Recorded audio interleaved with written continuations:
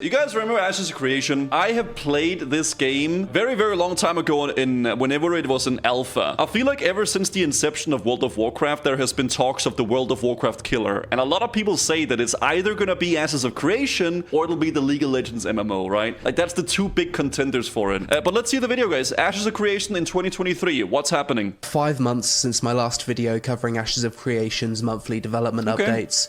And in that time, we've seen some really solid progress shown each month. Although I was definitely wrong about my prediction on Alpha 2 being announced sometime in Q1 2023. Dude, this game is never coming out. I like to do these Ashes update videos roughly every 3 to 6 months to keep the average casual MMO fan up to date with the project. I feel like if I did it more frequently than that though, it'd become annoying to most people, since we still have no idea when this game will actually release. But now it was to support them? Yeah, okay, so it was like if you supported the project. Good time for a recap, because we've seen some really cool stuff since my last vid. In this video, we'll cover 5 months of Ashes updates, including the Cleric Showcase, Day and Night cycle with Constellations, the December Year in Review, the Alpha 2 Tank Archetype preview, the new UI and UI design process, as well as the Story Arc systems and Tower of Carfin preview from the most... That's pretty cool though, I will say, sorry, with the Tower of Carfin preview. With the foliage like interacting with your gameplay. I feel like it looks great graphically, like visually it does look very good. But for an MMO, it's just so important, first of all, that the gameplay feels smooth. That's a thing that World of Warcraft nailed very nicely. But also have people care about the world, right? Like, does the story matter? Does the world feel immersive and great to be in, right? Because it's really important. You gotta care about the characters in an MMO to really get invested, I feel like. View from the most recent... Yeah, I do agree. It's good that they're taking their time. Rather have them take their time and have the game be amazing than rush it out and be a flop, right? Live stream in March. But first, sponsor. Call of Dragons is a massive brand new fantasy strategy game that's been in development for more than 3 years. Really? And now it's finally here. At its heart, Call of Dragons is a 4X strategy game with MMORPG elements that allow you to get immersed in an original epic fantasy world that's full of personality and charm. After all, this game is made by the same team that created the incredibly popular RTS, Rise of Kingdoms. Rise of Kingdoms! Starting out, choose a faction. Elves, humans, or orcs. Each one has their own strengths and weaknesses. Next, train epic behemoths to aid your alliance in battle, and deploy them as your secret weapon. Maybe this... Am I really pausing an ad? I was gonna say maybe this is gonna be the WoW killer. Level up and build a roster of heroes with unique skills that complement each other to turn the tides of battle in an instant, and unleash artifact skills for an even bigger advantage. Call of Dragons also has a true 3D terrain that shapes gameplay. Master the positioning of melee and ranged troops around choke points, and use flying units to sneak attack the enemy. Call of Dragons also has many different game modes where you can put your skills to the test, including PvP, GvE, and GvG, where you don't even know what that means, but I'm all for it. You can deploy up to 5 legions for truly massive battles. I don't even know what that On top of that, the game also has classic 4X gameplay, guild where you can versus zoom guild, in and out of a massive seamless world, as well as experience high-quality cinematic graphics, an epic musical score, and not super long react today. Characters. Nice and short today, like. Click the link in the description or scan the QR code on screen to play Call of Dragons, and use code PLAYCOD now to get epic rewards. Okay, I mean, download good now. for him getting some sponsors. So starting out with the Ashes November update. In this one we got a 41-minute long gameplay presentation that showed off a few things. First off, Stephen was playing as a female Vec, and I believe this was the first time we've seen this race/gender combo in-game.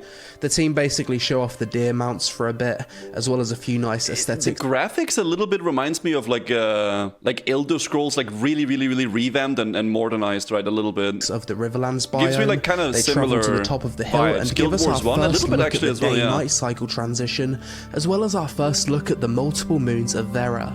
Here I was impressed by how good the skybox looked, as well as the constellation system, which I'd never actually heard of before this live stream. Basically, you can look up in the night sky at certain locations, and eventually different constellations will appear, which will have an impact on the game's narrative and certain Really? That's kind of okay. So you can actually see like the constellations and stuff. Certain abilities. Visually, I thought this looked really cool. Okay, that's kind of and cool. I like yeah. immersive I don't know. features like this in games where you actually have to look around at your environment. After that, we got a showcase of the newly redesigned cleric with its basic attacks and a few abilities, as the team fought their way through a graveyard. I thought the new cleric looked a lot better than it did in Alpha 1, but with only a few abilities displayed, there wasn't really anything that made me say to myself, yeah, I want to play as a cleric in this game. It's really bare bones what there is right now, but what I've seen from some of the footage is that a lot of the stuff is extremely flashy, so you have to like turn down the what is it called, like the effects of all the abilities a lot probably, It's or you cool can't to see see what how you're doing. different classes have abilities that can synergize together though.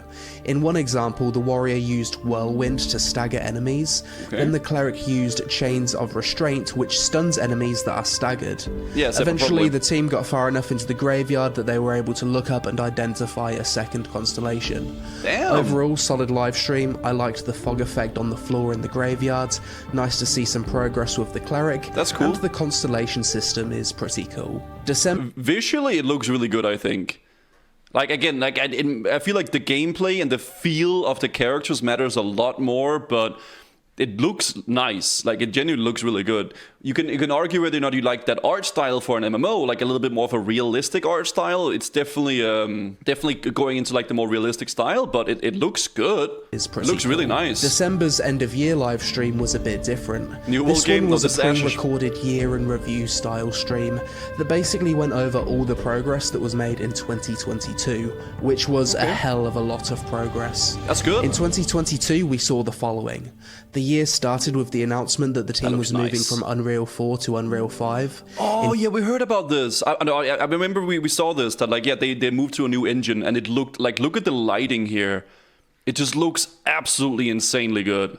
5. Will it run? In January, we Will it got run good, multiple though? race reveals. I don't know. February was an animal husbandry themed stream, and we got the Pyre race reveal. In March, we got our first look at the Alpha 2 character creator. In April, the team discussed the game's event system. In May, we got an epic live stream showing off the dynamic seasons and weather tech. June showcased a major update to the game's combat system with melee basic attacks. In July, we got a good preview of the desert biome as well as a discussion on dev tools. In August, the team announced that the map size was increasing by 2.5x, with less nodes to ensure the world feels realistic and there's enough space between nodes. I think it's really cool that they're doing like season stuffs like within the game, so it can be winter and like spring and autumn and stuff like that. I think that's really, really cool, actually. It gives a really immersive thing.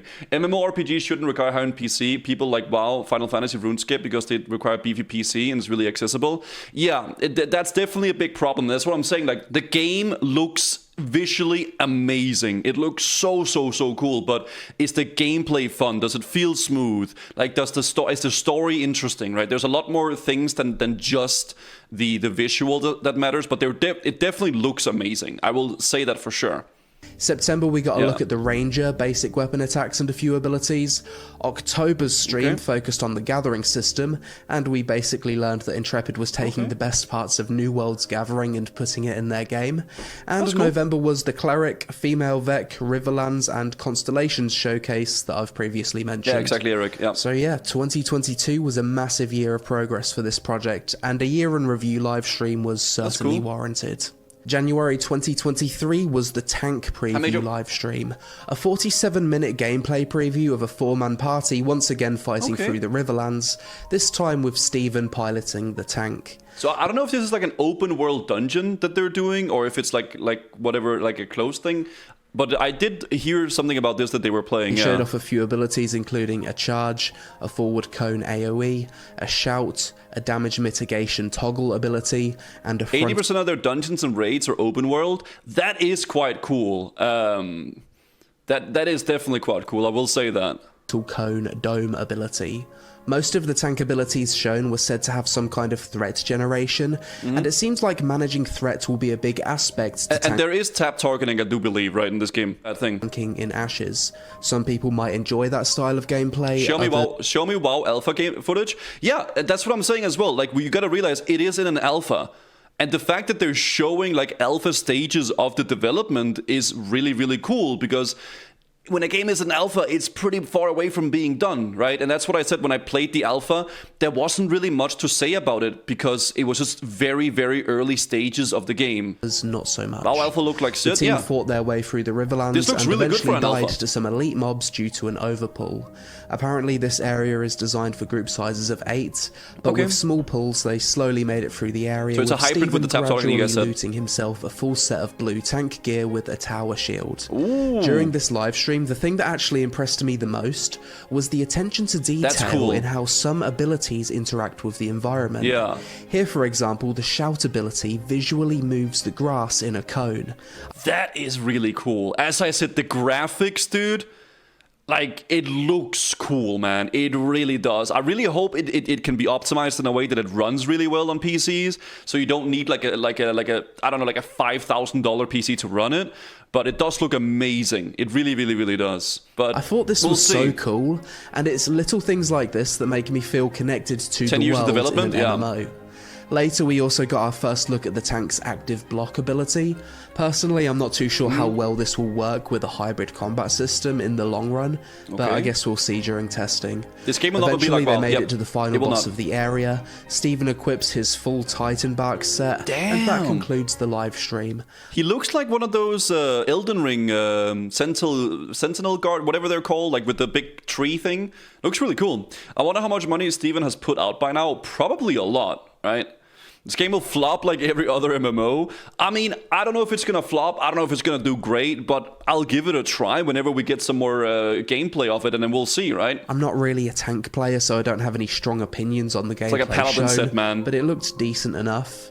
During this live stream, we also had multiple first looks at UI elements such as the looting window, the map, need, greed, pass options for loot, as well as the quest log. Map looks kind of weird. Overall, a solid live stream to start the year, although once again, the combat shown didn't really excite me too much, but that's probably due to not being a tank player. It looks very... It really reminds me of New World, the way that the combat is. Really excite me. Like they're running around and stuff like that. It really gives me like New World vibes, which I'm personally not a big fan of. I played New World a little bit, and I didn't really like it. I'm gonna be real. So it does give me a little bit of that vibe, which is not the greatest, Too much, but that's probably due to not being a tank player. February 2023 was a showcase of the updated user interface, as well as a talk about the UI design process. And if it's one thing I'm absolutely certain of about Ashes of Creation after this live stream, is that this game will have a highly customizable top-tier UI. That's good. As you can see from these slides, the UI has a very distinct and cohesive style about it. It's weird that it took WoW so long to implement like changeable UIs for the retail. Like it was like, was it in Shadowlands or like early Dragonflight it was implemented? I think it was like late Shadowlands, right? The inventory UI seems to have a lot of inbuilt... Was it Dragonflight? Oh yeah, it was for Dragonflight. It was in the pre-patch. Yeah, you're right. Yeah, you're right. Functionality right off the bat, with tabs that allow you to quickly sort between materials, quest items, and gear. Okay, and like there's also Backnum. a sort button too. So far, it kind of reminds me of the inventory in BDO, except with no weight limit. Yeah, Quick a little look bit. at the iconography, some abilities, Okay.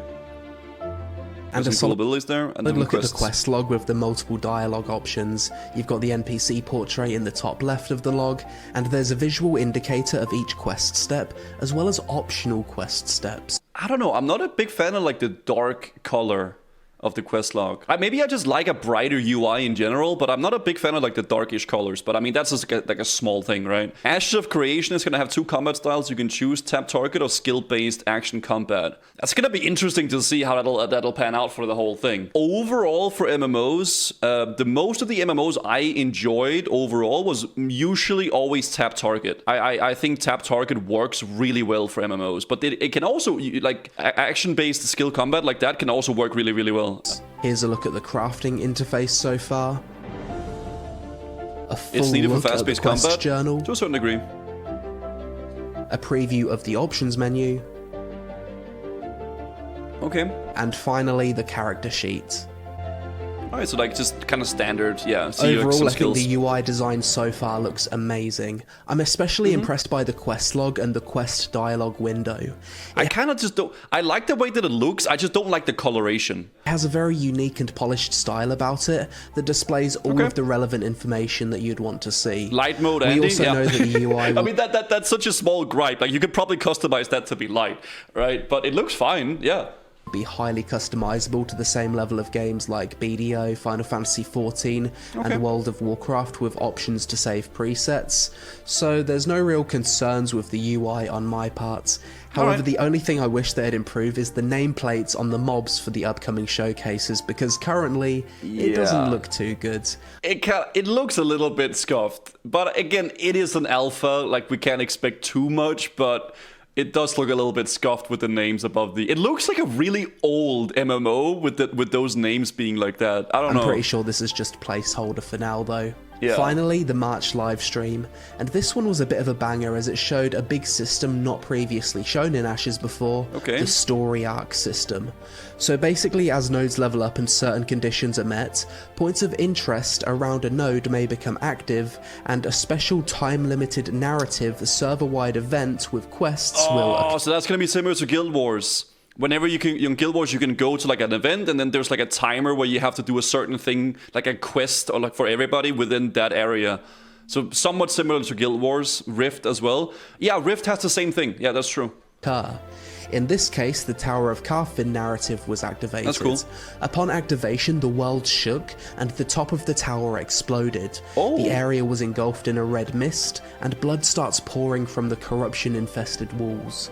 When story arcs like this come online, they spawn NPCs, affect the monsters in the world, and new pathways can open up. Oh, that's Here, cool. for example, we can see a bridge becomes active, and you can actually see it moving. Really cool to see. Damn, that's kind of cool. cool. The team fight their way through some corrupted mobs to the entrance of the Tower of Carfin. We get a good look at the environment and go inside. My first impression of this place when they first stepped inside the dungeon was just wow. The Looks lighting, amazing, the detail, and the scale of this place looks incredible. The blood dripping from the walls and the mist make it look super immersive. We also got our first look at treasure chests in Ashes. Is this like a treasure chest? It looks like a proper dungeon. Yeah, it looks... Oh, wait, there's a mimic! I loved the animation on that mimic. It's super cool. That's cool! Overall, another really solid live stream, and I'm happy Steven has started recording this gameplay in 16:9 resolution rather than widescreen, as it looks a lot better on YouTube.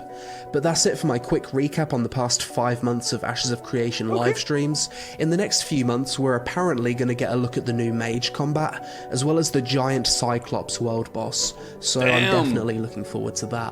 As for a release date for Alpha 2, I'm not sure, but I wouldn't be surprised if we get a date for it within the next 6 months, as progress so far seems pretty good. Let me know in the comments below what you think about Ashes of Creation. Is this a game you're still cautiously optimistic about? And do you think we'll see Alpha 2 this year? If you enjoy my content and want to support my Ashes of Creation coverage, then use my referral code or click the link in the description to create an account, and maybe I'll be rewarded for it one day when the game eventually releases. Dude, I like every time someone talks about Ashes of Creation, they're like, oh, this game looks so cool, it looks so amazing, I can't wait for my grandkids to play it. You know, it's like one of those games that's just never gonna come out, man. But I will say, they're coming up with some really, really cool, innovative things with like the open world dungeons, which are amazing, the shifting stuff with the world, the mimics, like there's some pretty goddamn cool stuff within the game that they're coming up with, but will it ever release? I have no clue. Whenever there's a new beta or an alpha for it, will I play it? For sure. I don't really see a reason not to. But yeah, I hope this game releases before I turn to Ashes. I'm really excited to try this game. I really hope they continue to signify, innovate on the combat. It's probably the number one biggest component that will determine whether or not the game will be retaining a player base. But it's not horrible, it definitely just needs some focus. For sure, yeah, the combat is very, very important to get it right, man. Everything they show for this game looks really impressive, except the combat. Yeah, I do agree. The combat, it gives me a little bit New World vibes. I was not too big of a fan of it when I played it myself in the alpha, which is like over a year ago. I think it's 2 years ago now that I played that. But the graphics looks amazing, and it seems like they have a lot of really, really cool stuff in store, right?